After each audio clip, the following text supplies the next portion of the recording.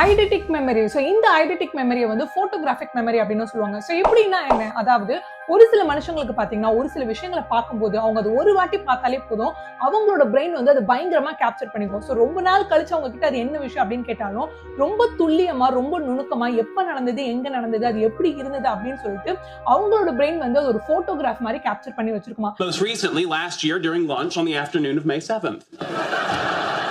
இந்த மாதிரி மெமரி இருக்கவங்கள தான் வந்து ஐடென்டிக் மெமரி இருக்கிறவங்க அப்படின்னு சொல்லுவோம். சொல்ல போனா சூட்ஸ் சீரிஸ்ல வர மைக் ராஸா இருக்கலாம், இல்ல பிக் பேங் தியரியில வர ஷெல்டன் கோப்ரா கூட இருக்கலாம். Open it up. Read me something. Anything.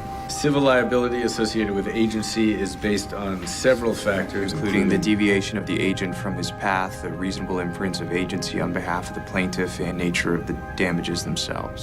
So இவங்களோட மெமரி எவ்வளவு நாளுக்கு நிக்கும் அப்படின்னு பாத்தீங்கன்னா, அது வந்து ஒரு சில வாரங்களா இருக்கலாம், மந்தா இருக்கலாம், ஈவன் இயர்ஸா கூட இருக்கலாம். இதே மாதிரியான எக்ஸ்பீரியன்ஸ் உங்களுக்கு இருந்தா மறக்காம கமெண்ட்ஸ்ல சொல்லுங்க.